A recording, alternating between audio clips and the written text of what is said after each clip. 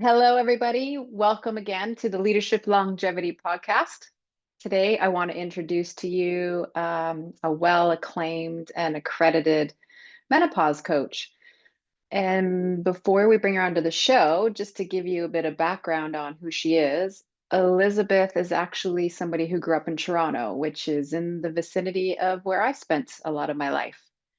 She was a competitive gymnast and she graduated with honors from the Seneca College coaching program, where she met her husband. And together they ran a gymnastics club in Sarnia, Ontario for 35 years. Together, they reached the highest levels of coaching with athletes competing at the world stage at events like World Championships, the Pan America Games, Commonwealth Games, and the Olympic Games. But after a life-changing experience, she had to reinvent her career. Fitness and nutrition had always been a passion for Elizabeth, and they led her to become a competitive bodybuilder and CrossFit athlete. So, super interesting, her journey. Today, I want her to talk about what got her into the menopause conversation. And so, as leaders, how does that influence us and our leadership capabilities? What do we need to look out for? What services are out there that can offer us some support? So hang tight, and Elizabeth will be with us shortly.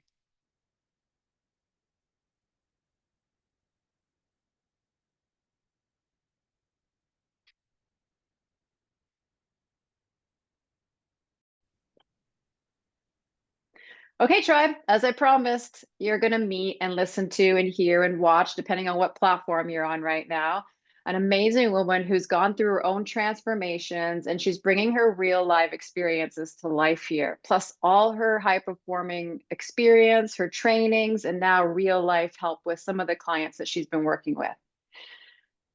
Ultimately, what we're aiming for you and what I understand Elizabeth's passion is around allowing women who are going through the menopause stage at whatever that is, pre to post, is about being healthier through it, about making an easier time of it, and being kind to ourselves. And when I heard that from Elizabeth, my heart sang and I had to have her here. So, Elizabeth, thank you so much for being here today. I actually got goosebumps right now because there's such value in the conversation you have to offer, who you are, like what you come with, all this value of experience and knowledge. And so let's get going. Thanks so much. I'm really happy to be here. Yeah, I give a little introduction to the tribe about where you're from, but it would be fantastic if you could, share with them a bit about from after you finished your formal gymnastics coach training. So you were coaching Olympians and Pan America Games and World Championship gymnasts. You went through a transition, life experience happened for you and you had to recreate yourself. Can you start from there and share with my leadership tribe what that journey's been like to now from that point? For sure, yes. After I finished my coaching career, I was relooking at what I was going to do with my life from then forward. I had just found out that we were going to have our first grandbaby, Mhm. and I really wanted to be present for him for sure. And my whole entire life, I was super, super passionate about nutrition. So I really decided to pursue that, and I just took a course on nutrition. And while I took this course, first of all, my sister-in-law, she's a coach. She teaches coaches, so she was trying to tell me, she's like, you really got to niche with this program. Like, you've got to come up with a group of individuals that you really want to focus on, not just nutrition for all. And I was going through menopause or post-menopause at the time, so I really became interested in that topic and decided that I wanted to help women ages 40 and up. And that's when I learned of the Girls Gone Strong courses, that they have a menopause specific course. And I decided to take that, which I absolutely loved, and then started my business after that, Your Time Nutrition and Wellness. Yeah, it's kind of like your second business, though, isn't it? I mean, you already had a business for 35 years coaching major high performing gymnasts, right, into high Mhm. performing roles. And now you've just recreated yourself and you're in business again. I love that. And I'm going to just point out to the leaders that are listening to this, let that even be an inspiration for a transition in your life. You can recreate yourself at any time, right? Sometimes things drop in, time to reassess. If you're unhappy, like dare I say, Elizabeth, you'd be a great one to talk to as well around what's that transition like moving from a career of 35 years, doing something for 35 years, and then recreating yourself. You probably have a really good information around supporting women with that as well. However, For we won't sure. digress. Yes. Um, so in between that, I took a job at Winners. The only thing I ever did my whole entire life was coach, so starting something else was unusual for me. I quickly learned that it's something that I didn't want to do, Mm, and I really had a passion to get back to coaching. So that's what I've done. beautiful. Now, where's the starting point in all this for you? So, I mean, when can actually, I think what I want you to share, if you don't mind, is what did you realize? Because you said you got interested in the menopause conversation, but what was your experience with menopause yourself? Like, what were you noticing in your own experience of it? Yeah, for sure. I'm 6 years postmenopause right now. Um, I went through perimenopause. I'm going to say maybe I was about 45 or 46. And I'm not sure if everyone's aware, but because I didn't even know, the first time I learned what perimenopause was when I was actually at an OBGYN appointment because of severe bleeding from my menstrual cycle and all the different changes I was going through.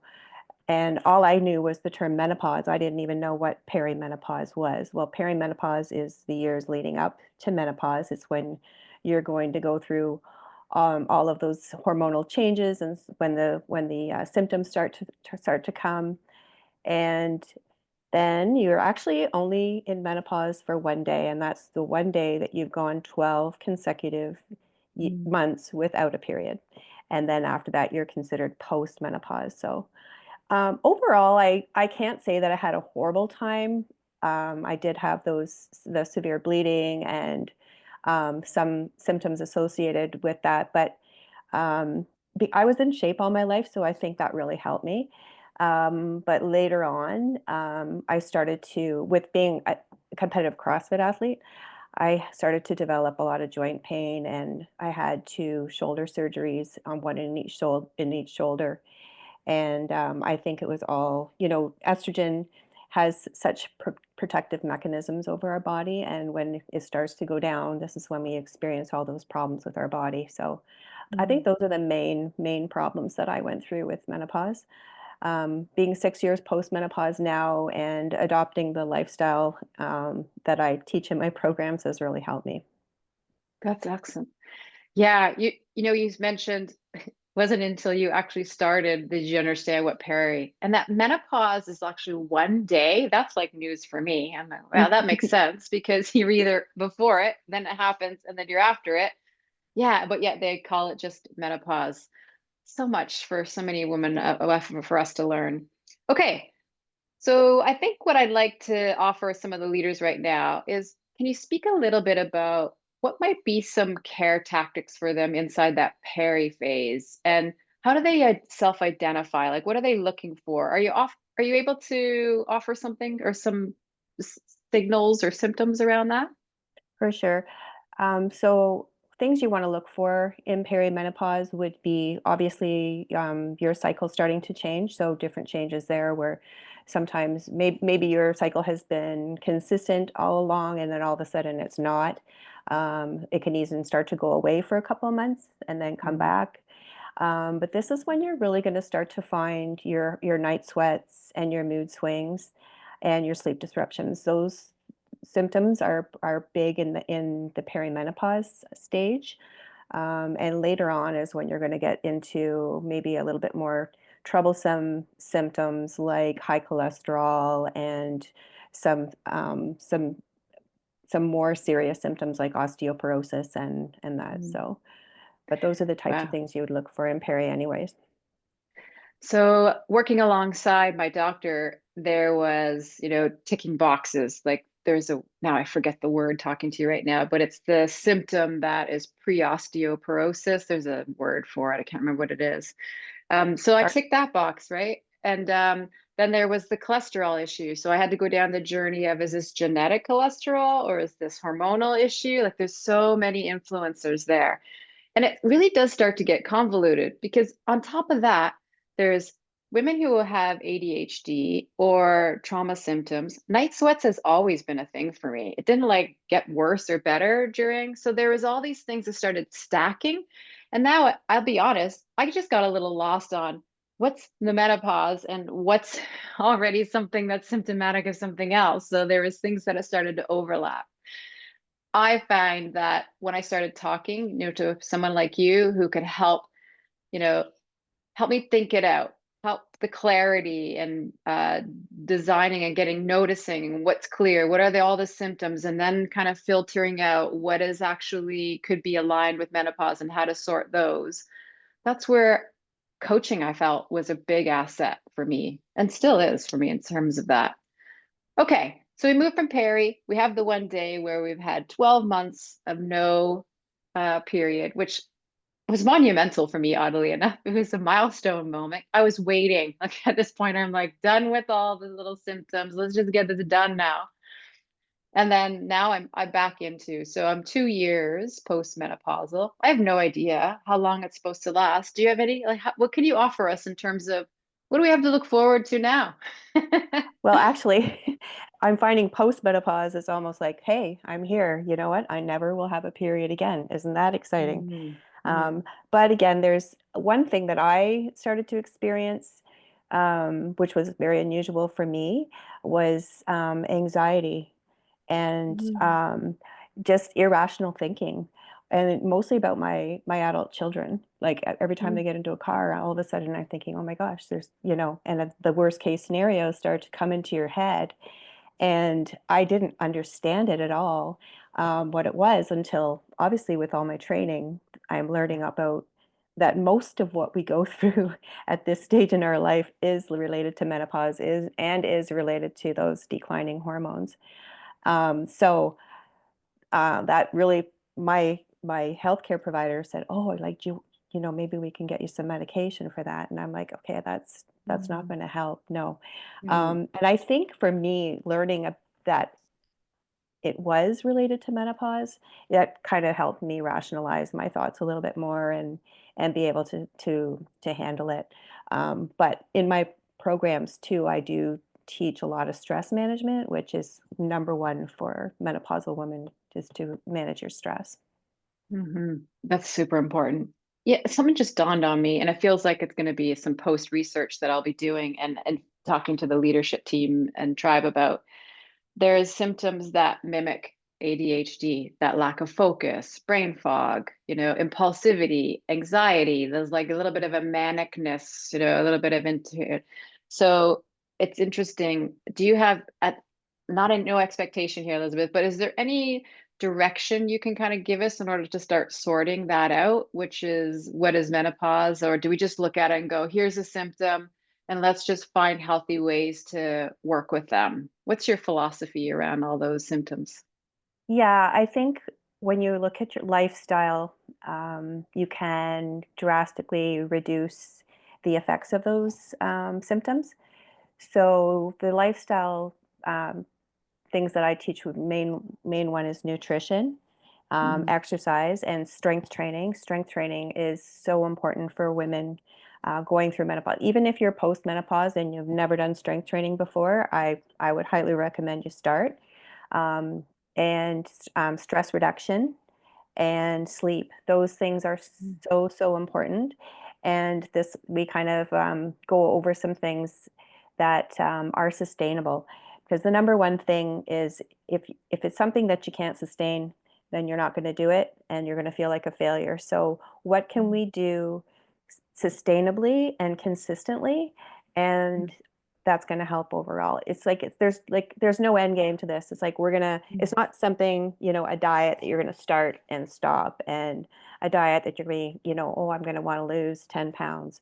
Well, it's focusing more on the process and what you Mhm. need to do every day and what you can do, what you feel comfortable and more and confident that you're going to be able to do consistently. Yeah, that's beautiful. It just reminded me of something when you're talking there prolifically about what to look at. I have a conversation with my leadership tribe around building your healthcare team. And I just want to point out to the women who are listening to this is very much someone who needs to be on your healthcare team. And I don't think I've ever actually called it out before, but this would be a superpower for us. So just letting everybody know, this is my next go-to. Elizabeth, you and I will be having a conversation after this call. Sounds good. Sounds good. Yeah, because absolutely the lifestyle, that's behavior change. And we all know what it's difficult to create behavior change when we don't put ourselves as a priority, when we're not kind. There's so many nuances around it. Having someone like you who can just kind of go, oh, okay, let's just well, whatever that your process is, it feels like it's a gentle, kind, compassionate process that allows us to honor our unique experience with you rather than look at all these barrage of potential syndromes and symptoms that we might have. Yeah. Exactly. So, what's the first step? I mean, it might be stages for you, but if someone was to meet you for the first time, what would they expect? What can they expect? Well, I think the main thing I would do would talk to them about their symptoms and what their goals are. What are they looking for?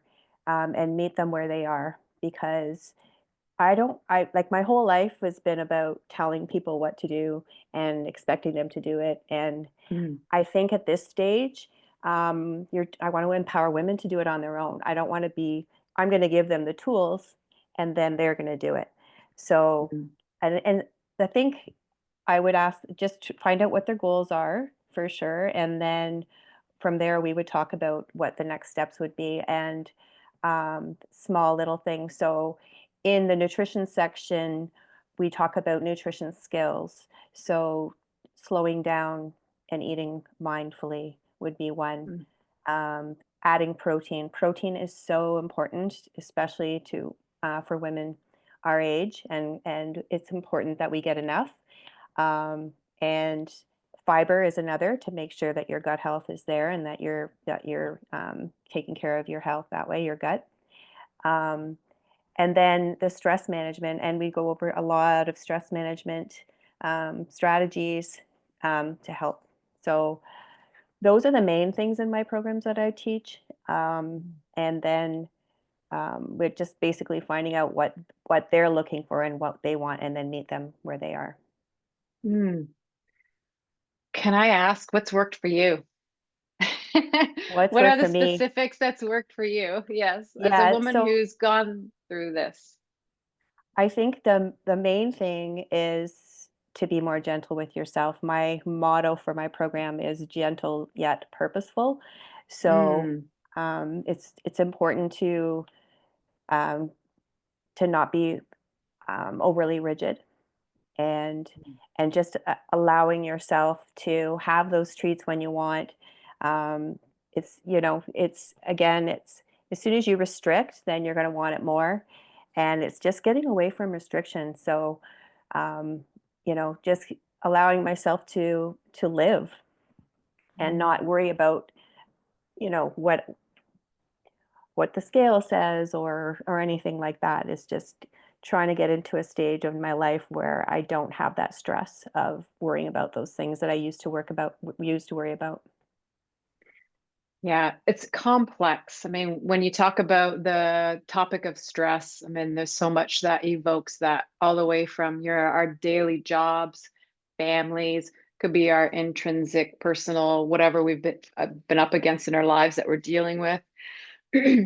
And that's a great, even having you to be able to show us ways to, I always say we got to find ways to regulate our nervous system, right? Just calm it down and just tame it a bit. We're out in the world being these big creators and doers and helpers of others, and we got to come back to the breath. So this is excellent. I'm really happy to hear that you include that part into your program. When it comes to the medical component of this, just a curiosity, what would participants want to know, or do you have any guidance around that? I mean, just as a little footnote, for me, getting regular blood screenings, understanding how my body mechanics, biomechanics work has been a big, um, what would say, big research, but also a big influencer on some of my decision making, good or bad, right? Mhm. What's that part of this for you? Do you work with GPs or practitioners of any kind in that realm? So, with my clients, I want to make sure that I have good communication with their healthcare providers. It's a very important, especially if they're starting a new workout routine or a different type of nutrition. So it's important that I'm in touch with them, and also, I think it's important that we talk about HRT and whether it's right for you or not. And I Mhm. think from the Women's Health Initiative study that was done in the early 2000s, there's been a lot of fear built around HRT, and I Mhm. think that we're kind of learned that Women's Health Initiative was debunked, and the study was not good. And now we're with bioidentical hormones, they could be right for you. So I started out wanting to be totally natural, and I was dead set against any type of hormones. And I still don't take any hormones, but I am starting to, especially lately, since I found that I have a little bit high cholesterol, maybe. I started to worry about my cardiovascular health, and I thought, okay, maybe it's something that I could be looking at doing. So, I think it's important for women not to be so scared about it and to talk to their healthcare providers to see if it would be right for them. Yeah, on a personal note, just literally off the back of getting a test, it's literally still sitting in front of me, the lab reports. And I work with a GP and a naturopath as well as part of my healthcare team. And the naturopath can offer up tests here in Australia that GPs don't. It's really interesting. And one of the ones they had me go, I'm going to totally brutalize the name of this for any of those health practitioners or anybody who's in that line that is listening, but there's gene mutations that they look for, the MTHFR factor gene mutation. And if you have it, it has everything to do with your um, cardiovascular system, how coagulated your blood runs. And what I found interesting, and I'm just talking about this just to advise women leaders, is that be holistic in all of this process because someone as myself looking at HRT, I went through a vaginal tablet rather than oral because of this genetic disposition I have, it's actually not recommended for me to take any oral supplements that have to pass through my liver or any of my major organs. So it's really interesting. There's all these nuances I'm still trying to figure out, but just something along that lines is it is complex. So having someone like you to be that moderator and help sort through the information and work with practitioners, that would be super valuable because it is really overwhelming the amount of, and depending on how deep dive I get into this is when I actually have to reach out to the and set up my appointments with these practitioners because I'll be straight. Some GPs don't know. They don't know what's going on. They Yeah, don't, so and they don't, and they'll admit that too. They only got a small little training in their studies on menopause, so they admit that wow. they're not up on all of what, especially the new studies. So Mm. it's important to find someone that is, and go from there, because it's important to get that information. And I think that that was one of the biggest challenges for me going through menopause is I didn't have the information, and my mother was, we came from that era of like when the Women's Health Initiative happened, and there was just no way we were going to take hormones, And I think I look at my mom and I'm like, holy cow! Like if she had hormones available to her, she wouldn't have gone through nearly like anything that she went through. And Mhm. so it's a big challenge to not have the information, which I think we're trying. I can see is starting to change now because there are ways to find out the information now. Okay. I think I'm going to park this here because I don't want to have us and have people self-diagnosing, right? So where would you direct them at this point when we get into all the chemistry? When you're working with clients, do you direct them to a GP or a specialist of some kind? What's your recommendation generally? Yeah, so I don't think the GPs are going to be too helpful in that department if you want to get some biomarkers like for your hormones and stuff like that. But naturopathic doctor for sure will do it. And I just discovered an organization within Canada that works with it's within certain provinces, and it's all virtual, and they will test your hormones and make recommendations for you as well. So um, for sure, I would try and stick to someone that is menopause informed. Hmm. Yeah, great. Definitely. And as part of the podcast leaders, depending on the region, and in fact, if any of you have great access to really keen, well-researched data or practitioners, happy to collect them from you. Just send them to me via the podcast links or direct message. You know where to find me because you're already in my community. And then we can inform. I'll put them, if you're okay with this, Elizabeth, in the bottom of the transcripts. So people, depending on regions around the world where they might be situated, they can access some really highly recommended practitioners or research around this topic. For sure. But Yep. I'm far from done because you're somebody who coached Olympians, and that is like incredible to me. I am somebody who struggles with strength training, as you can see. I don't have the big premise. And for me, it's the consistency and understanding. Like when I get in there, it's a bit boring. It's like I struggle with, I don't know, the attention and all that. What do you got for some tips? First of all, share with us why is strength training so important for us women now? And if there's anything that you can do for us beginners to incorporate a routine, I'm all ears. Yeah, for sure. Absolutely. So strength training, it's it's one of the most important things because it's going to help you.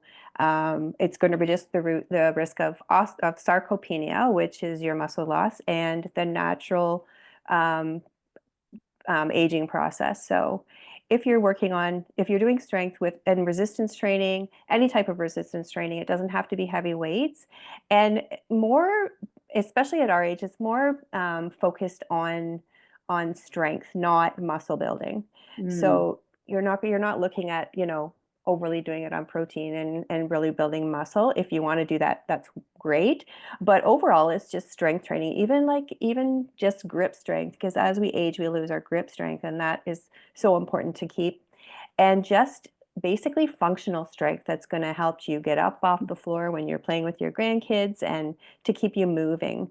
So there is some programs that I do recommend, but for anyone that's just starting out with strength training and they've never done anything before, you want to just stick with some body weight exercises and things like squats and push-ups, lunges, all those kind of things where you just work with your body weight.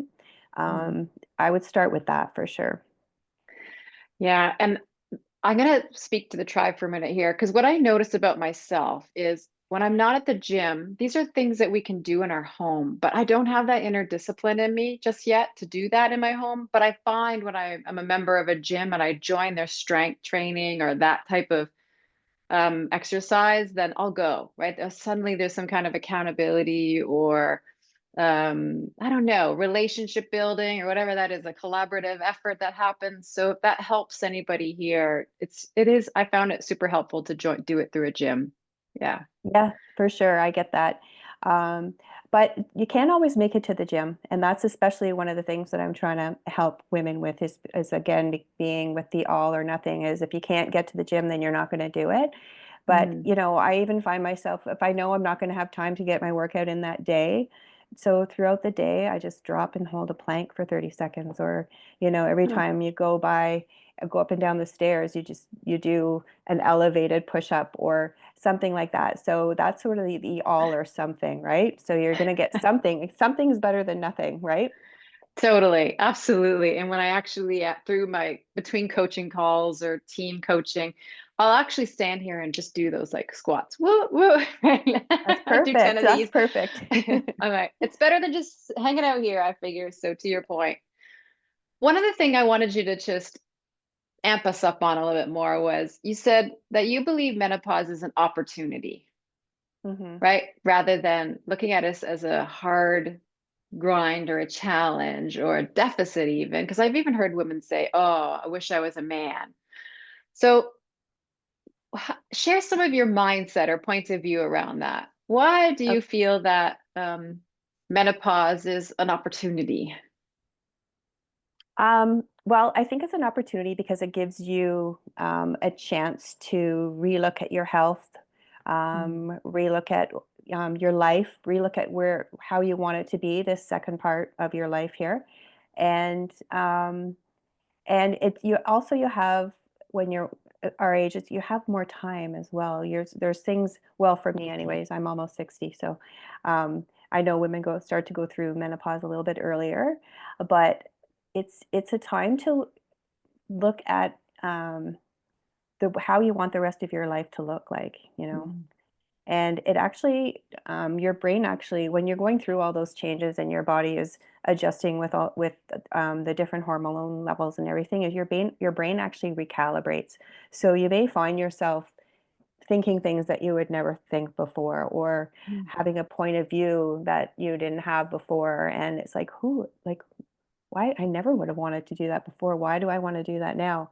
You know, and so it's just important to remember that your brain recalibrates, and mm, that is sort of a time when you can really look at it and say, okay, what do I want to make this look like? And really mm. start to look at your health, you know?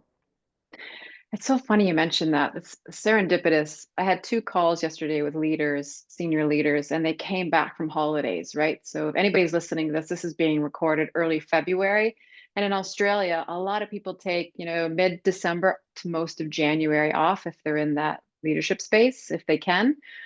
And they've come on high gear onto the call. You know what? I'm not doing it the same as I did last year. We're making this year. I'm focusing on time for me. What I've been always encouraging them through the conversation. They come back high gear. And I thought, oh, I could just kind of go along with this with them. But I actually pulled some hard lines in the sand with them. And I went, really? What's different this year than last year? And by the end of some of those two of those conversations, they were like, you know what's different? My body's changing and I'm thinking differently. So to your point, because they are what we call senior leaders, so they're in their past, I'd say they're mid 40s and above. I can't discern for sure. So I'm curious, that might be some of the what experiences they're having is a little bit of a thinking shift for them. Yeah, yeah. Exactly. There's a great book that I read. It's by Luann Brizendine, and it's called The Upgrade, and it's how Yep. the female brain recalibrates during menopause. And I would highly recommend reading that book because I had so many aha moments while I was Oh, reading it. oh, that sounds like a great recommendation. We love those. Hmm. And sounds like a good one for the book club as well. So brilliant. Okay, Liz, this has been fascinating. Anything else that you want our leadership tribe to know about their journey through menopause? You have some programs, so I definitely want to spend a little time you sharing what those are. But anything else that if somebody was listening that you want to share with them, how they might work through overwhelm or information that they can do to take some small steps? For sure, yes. Um, I think the main point that I like to get across to everyone is that how important consistency is, and what does Mm, consistency really mean? Um, Consistency is about um, gentle persistence, not relentless pressure. So mm, I think we're so used to go, go, go. And I'm sure people in your tribe and being leaders and all their life and have, they're probably at a stage in their life where they should start to think about slowing down and not being so hard on themselves, right? And I think that's the mm, main thing is I talk to my clients about are they talking to themselves like they would a friend? Because I mm, find we don't talk to ourselves as if we're a friend. We tend to be a lot harder on ourselves, and it affects us more than we know when we do Mm, that, you know. So it's really important that we're gentle with ourselves. It's really important that we allow ourselves to make mistakes. We allow ourselves to have some fun, and that being consistent doesn't mean perfect. That mm. it's important that um, you know, being consistent is just slowly going at it and not always thinking that there's this end game, you know. Yeah, you said no end game. I'm thinking being that type of consistency is playing the long game, right? And when I think long game in our leadership tribe, I'm always encouraging to think about to what age do you want to live to? So many people tell me, I never think about that. Why would I want to think about that, right? For me, it's 120. I literally just want to hit 120, lie down and go to sleep and not wake up. But that's the game I'm playing. So I love this whole slowing down now, what in the self-reflection, design my life moving forward, which I really do intentionally, but I don't think to that degree. I don't think I've ever looked at 120, how do I actually see myself and what's my body doing in terms of stress levels and that easiness and kindness and what kind of relationship do I have with myself, which are all pivotal questions I think that transform how we actually chemically perform. Okay, this has been great for me. I'm so serious that the tribe has gotten a lot. I cannot wait and hope that they reach out to you and start some dialogue for themselves, even if they can get some preliminary questions.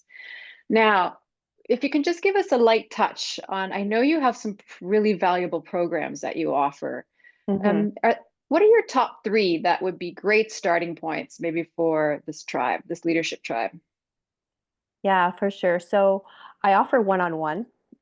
So that would be the first thing that I would say. You can, if you look at my website, we can do a wellness assessment and determine what type of program you want to do, even on the one-on-one. And I also have two different group programs. One is called Midlife Radiance, and it's a 12-week program. And then I have a 6-week program called Fit and Flourish. And Hmm. that is those are my three main ones. And yeah, so yeah, you can find all that information on my website. I think when I went to your website earlier, Elizabeth, you have the entry port, which is like book a call. So they meet you first and you can help them align like what might be a best suit for them and then them be in choice, which is a great way to do that. I can't imagine how many I'm already curious of all the different conversations you have at that front end of it, right? Like how many different people, different contexts and situations and symptoms everybody's going through. Because I'm going to take your new word. It's a definitely an opportunity to redesign, recreate ourselves. So I like that. Definitely move that one forward Per- in me. Perfect. Perfect. So tribe, you everybody will have access to her links and I will definitely put the book link in there as well. Thank you very much for That's that. great. We're book club advocates here and love to learn together. And they will be able to reach out to you. So are you on LinkedIn as well, Elizabeth? I am. Yep. Oh, okay, good. So they can find you there. There's some Hmm. people who have preferences around media sources, so just For having sure. a way to access you would be great. And Elizabeth will be happy to answer any of your questions. You've been amazingly informative. I appreciate everything you've done, the life you lived. I could talk to you for hours and Thanks so much. probably will. So All thanks so right. much for spending time with us today. Yeah, no problem. I loved it. Thank you so much. You're welcome. Hey, Tricked You Tribe, we're not done yet.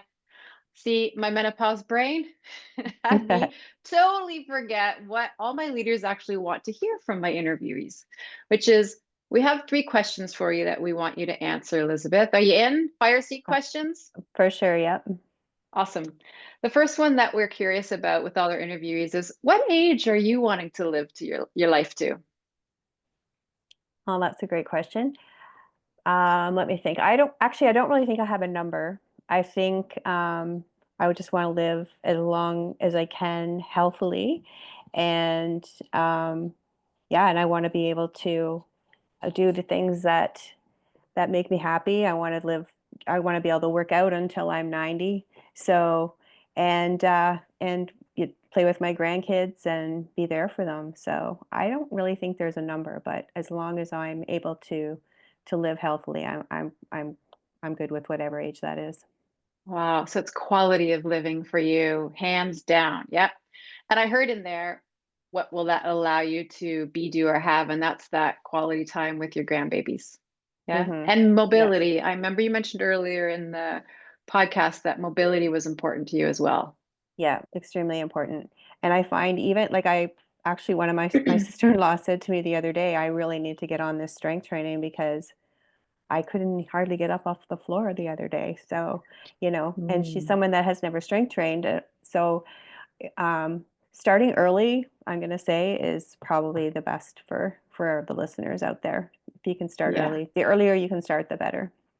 And I'm just going to footnote that. Just start wherever you are. Just get committed to getting up off the floor or training and just start. Absolutely, absolutely. So, what is something that scares you about growing older? Yeah. So I think what scares me is probably ending up like my parents did. They were very ill very early. My father was 63 and passed away of stomach cancer. And my Mm, mother was 74 when she passed away, and she had a lot of problems with rheumatoid arthritis. And she was a nurse growing up. So um, as when I grew up, she was a nurse, and she did a lot of experimental drugs for her mhm. arthritis, and she took gold shots, and the gold shots shot out her kidneys, and she Wow. was on dialysis. So her quality of life went way down in her later years, and I think that scares me more than anything is how they went. And Mm. just taking care of my health and making sure that I'm strength training and worrying about my nutrition and everything so I can live like you say with a good quality of life. Gosh, that's understandable. And yeah, I get, and being informed around all that for yourself would be super important now. Yeah. Thanks for Hmm. that. Okay. So, who's the coolest older person that you know? And they can be alive or dead. And what makes them cool to you? Yeah, my grandma Lucy, who was my mom's mom, she grew up in England. She was a feisty lady. She was 96 when she passed away, and she was a huge influence on my life. And I kind of want to grow up just to be like her, to tell you the Nice. truth.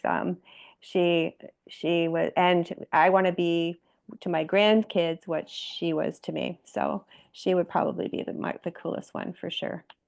You know what? I want a Grandma Lucy for everybody who's listening to this Yes, podcast. so do I. So do I, I think for that's a sure. great mentor for you. Thanks for Yeah. sharing that. That's inspirational for all of us. All Hmm. right. Thank you for sure.